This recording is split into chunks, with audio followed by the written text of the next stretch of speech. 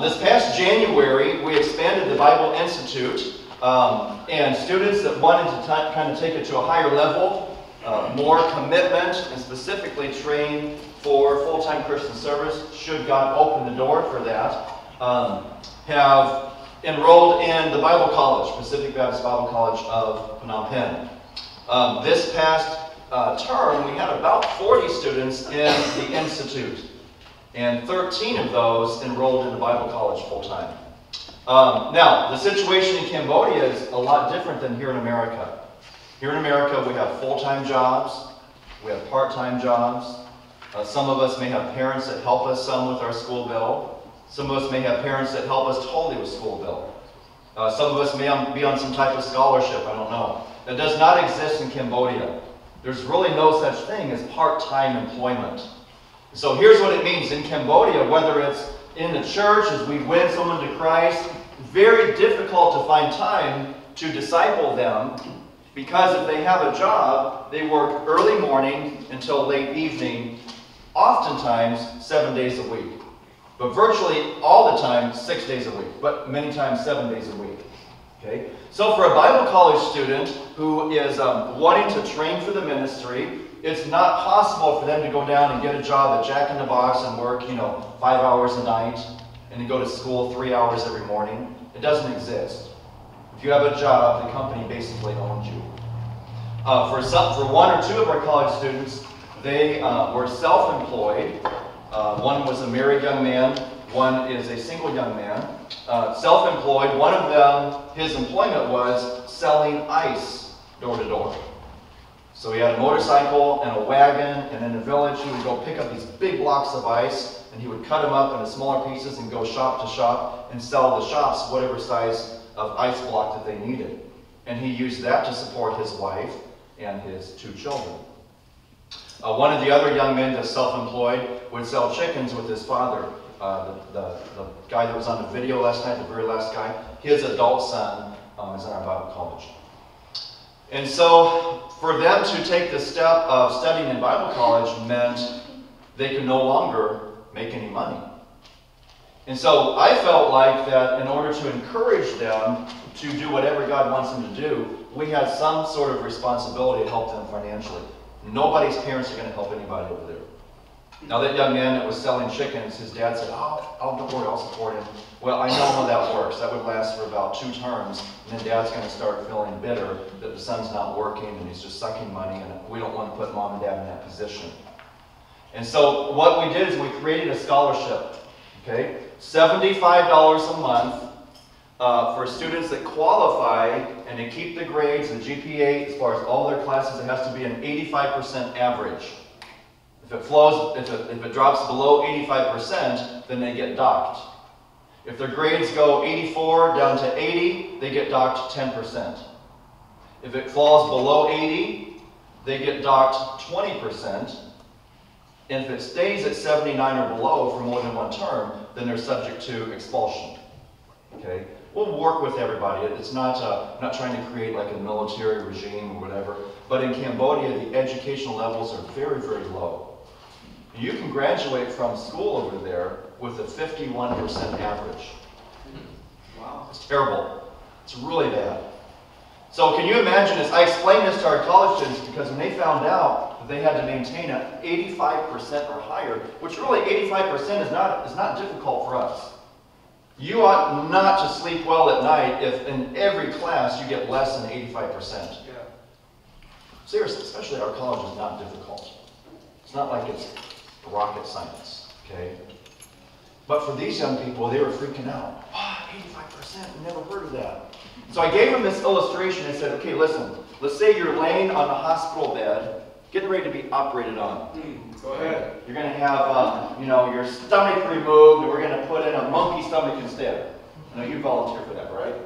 No, you wouldn't. Okay. So the doctor is getting ready to cut you open, and right before he cuts you, you say, okay, tell me about what school you went to.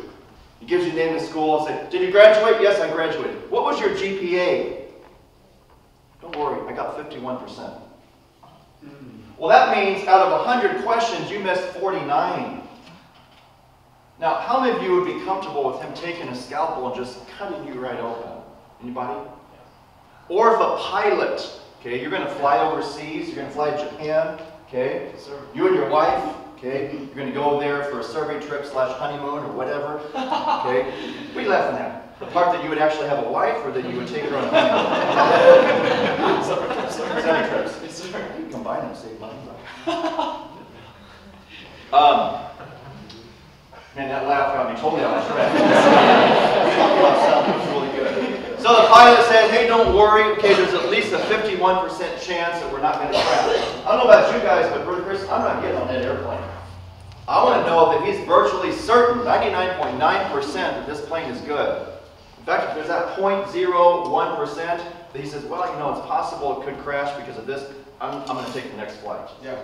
So how much more is it important that we, as Bible college students, we take seriously the verse that says, study to show thyself approved.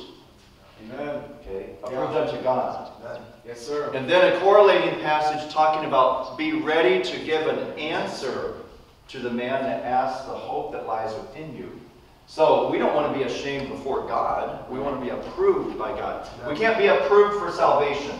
Salvation by grace through faith. Amen. But what we ought to do is once we're saved, we ought to, if we're going to be trained in ministry, we ought to give it our best. Amen. And I really hope that when Pastor Myers gets up to preach, he's done his research, he knows what doctrine is right, what doctrine is wrong, and he on purpose teaches us correct doctrine. Amen. Not guessing, not just, you know, oh, maybe this is right, maybe this is, let's try this. No. And so as college students there in Cambodia, I explained to them that example about the pilot or about having surgery, and they kind of got it. Hey, we're taking the Word of God into villages, and we're using it to win men and women to Christ and to train them how to live for the Lord. We need to know what we're talking about. We need to live it, but we need to also know how to teach it. So that's why we have that standard, and the students don't know it yet. But probably next year, the average is going to have to go up, possibly to 88%, okay, in order to keep the scholarship. Now, here's how the scholarship works. $75, 25 of that we hold out into an account. Okay? $50 goes to the student. Now, $50 won't get you very far in Cambodia. You might be thinking, wow, man, I wish I could live on $50 a month. How many of you wish you could live on $50 a month? I wish it was possible to live on $50 a month in Cambodia, but it's not. When gasoline, about $4 a gallon, okay. How many of you like to drink milk? Amen. $8.50 a gallon. Wow. Okay. Now you can see that $50 is not going to last very long. Okay. Now for some of these young people, their parents are not happy that they're in Bible college, but their parents have agreed to allow them to come. Parents aren't saved. Or if they're saved, they're barely saved. Okay? And so we recommend that they take some of that money and give it to their parents in exchange for their parents not forcing them to go work in a factory. Because those young ladies, those young men go work in a factory, the factory owns them basically. And it's very, very common over there for young people your age, okay, to not have your own free will to determine what you want to do with your future. You're under the total control of your parents. Okay, it's very common in the third world for that to take place. Okay? Or let's say you have siblings. Let's say you're the oldest one. You have two. Okay, Jennifer, you got how many siblings? 6? 8. There's 9 children altogether. Okay? Now, if Jennifer was living in Cambodia, more than likely she would be working full-time, unless she was a member of our church, and mom and dad were saved, a member of our church. We try to train them not to do this. But if her family, her parents were unsaved, she would be forced to go work in a factory making the clothes that you're wearing right here. The shirts that you would buy at Macy's or JCPenney's or Walmart said made in Cambodia. They're made by young people right there in Cambodia. And they'll get perhaps 75, if they're very fortunate, maybe $100 a month. They'll work 12 hours a day. Hot conditions, very, very hot. And majority of that money will be sent back to their village to support their siblings. So that's what, imagine Jennifer doing that. Here Jennifer has a free will to do whatever she wants as long as it's honoring to Christ, and her parents are going to support her in that endeavor. But if she was living in Cambodia, that wouldn't be the case. She would be working day in, day out to send a majority of that salary back to the village to support her siblings. And that would be her responsibility in the family. Okay, so let's say Jennifer gets saved and she feels like, you know what, I want to grow for the Lord. Like the young lady you saw in the video last night. A little skinny, dark girl named Mom. Wait, her name Mom? Her name is Mom? No, I'm getting confused here. Yeah, Mom. And she said her goal was to graduate from Bible college and to do whatever God wants her to do. Her dad is not happy that she's in Bible college. Her mother is very happy she's in Bible college. But her dad said, you know what, I want you to go work in the factory. I want that $75 a month. Okay? And so what she's able to do with the $50 is not buy the milk, not pay for gas, not buy a snack on the corner. You know what she does? I'm guessing she spends the majority of that, she gives it back to Dad. Okay? And so we're able to pacify Dad for now. Okay? So, as long as they maintain their grades at that 85, then they get $50 a month. Now the $25 that we hold out, you might say, what do we do with that? What we do with that is we save that in a fund, and twice a year, every college student is required to go on a missions trip. Okay? One missions trip within Cambodia, and one missions trip outside of Cambodia. Now because the college has only been there since January, we've only done the foreign trip. Okay? We went to Laos this last year. What month was that, June? May? June? May. So we took the students, Brother Haas actually took the students up to visit a village about 6 hours away from Phnom Penh, where we started a new outreach, 150 miles away from Phnom Penh. Took the students there to kind of cast vision. They stayed there a few days. They stayed there on the border a few days. They kind of looked at the situation there. They met people who had never heard the name of Christ. What we're trying to do is get our college students outside of their comfort zone. They're familiar with their village. They're familiar with our churches. We want them to go someplace where there are no churches, because God is going to call them to go places where there's no gospel witness. Just like God is calling most of us to do the same thing. Amen. He's not going to call us to go plant a church in a city that has another Bible-preaching church just right around the corner. Yeah. You say, well, they have a different color carpet than I believe in. No, God doesn't want you to go plant a church right there. If the people in that area can hear the gospel, why not go someplace where there is no gospel witness? And so from the very beginning of our college, we want our college students to understand this.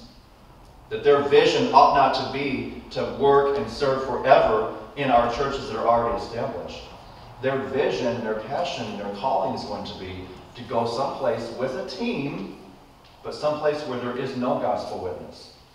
And so we expose them to those villages up there in northern Thailand. And then we took them across the border to visit for a couple days in communist Laos, in the city of Paksay, where our church supports a Cambodian national family who have been serving there for about 5 years or so as foreign missionaries in Laos. And so the purpose of that trip was to let them research, let them think about what it would be like to live in a foreign country where you don't know the language, you don't know the culture, you don't really even like the food. Plus, you're living in a communist country where you can't hand out tracts. How in the world do you do ministry like that? Well, our church in Phnom Penh supports this young man and his wife and children who are missionaries there. Not from our ministry, from a Filipino pastor there. Actually, Pastor Win Pichardo, okay, Brother Ray Pichardo's brother, who pastors in Daly City, his wife's, okay, Miss Joy, his wife's brother. No, let's say this, easy to understand. Susan Limkako, you guys know Susan Limkako, her brother is a missionary in Cambodia. This young man is from his church, okay? So we support him in Laos. That's kind of confusing, right? Okay. But the young people, to make it a long story short, the young people every year will go on a trip in Cambodia, and they'll go on a missions trip outside of Cambodia.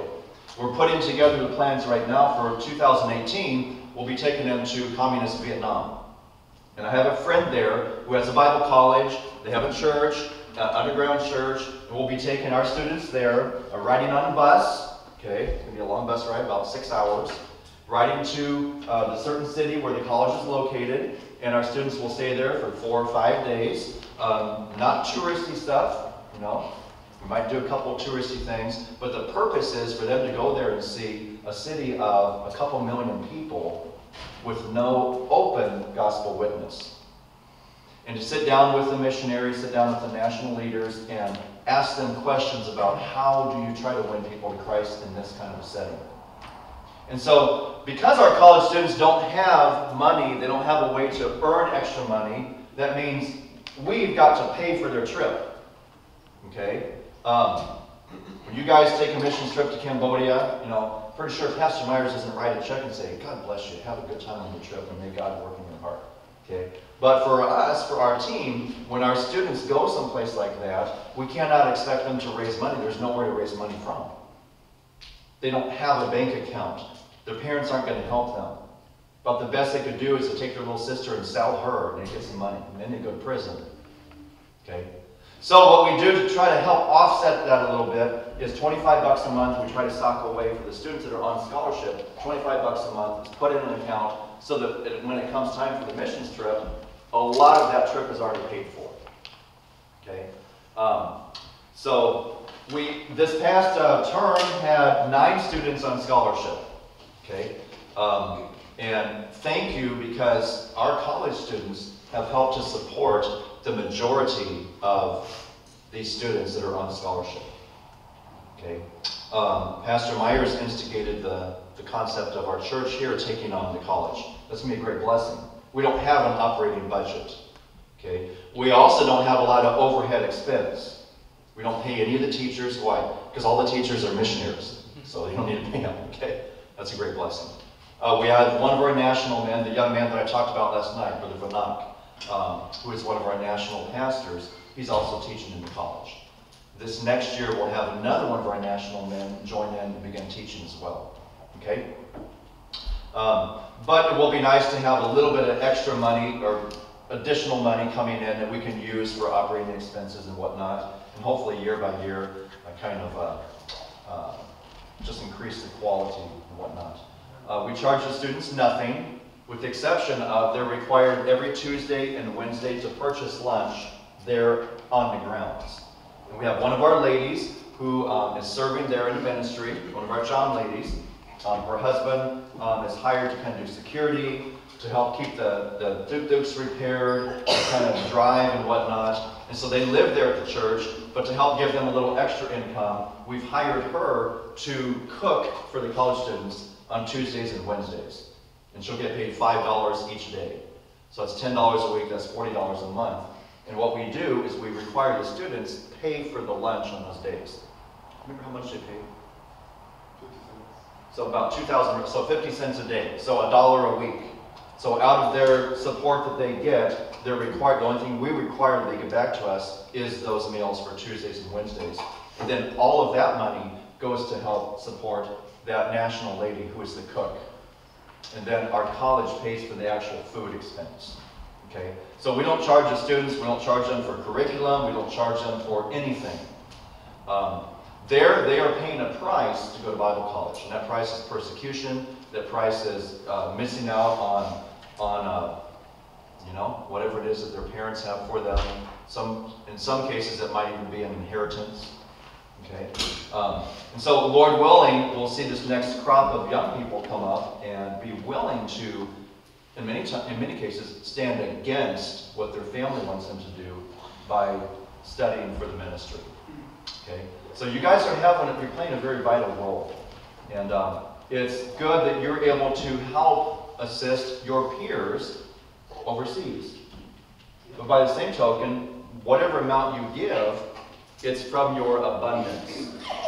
Yeah. It's from your abundance. It's not like any of you are going out and getting an extra job in order to send $20 a month or $10 or however much you each support for.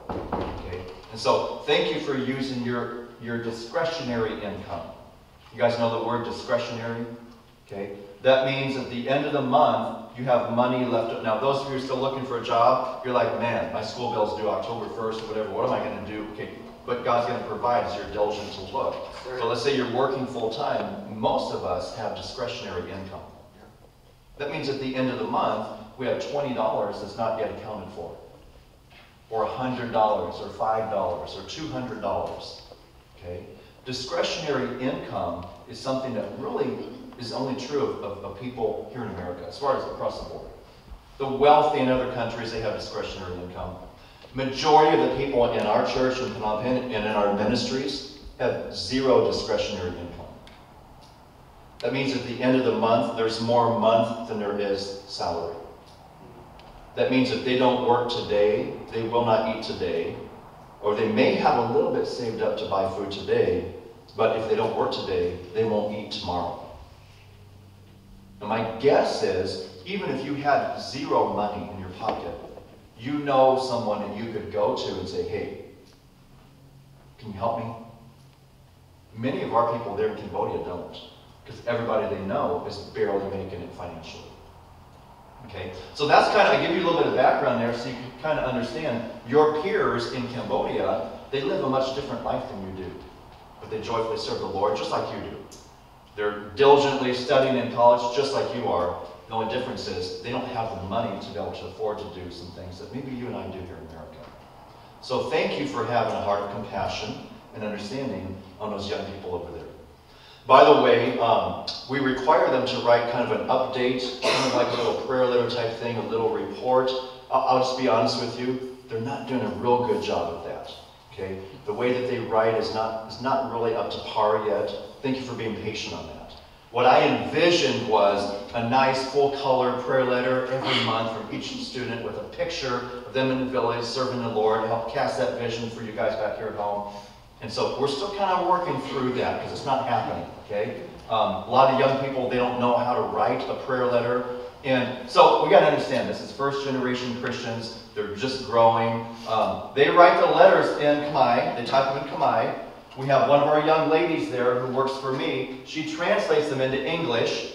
And then my son Joshua goes through and checks the English to make sure it makes sense. And a lot of times it doesn't, so he has to fix it. Then he prepares it as a PDF, and then I send it out to Brother Joseph. Okay, so that's how that works. Okay, the goal is for them to each have a kind of a little report of how their grades are going, and kind of what ministries they're involved with, or maybe they led someone to Christ, or maybe someone that they're working with, is being discipled and making, decisions for Christ, or they've started, going into a new village. That's kind of my vision. Maybe a picture of them witnessing to somebody, but we're not quite up to par with that yet.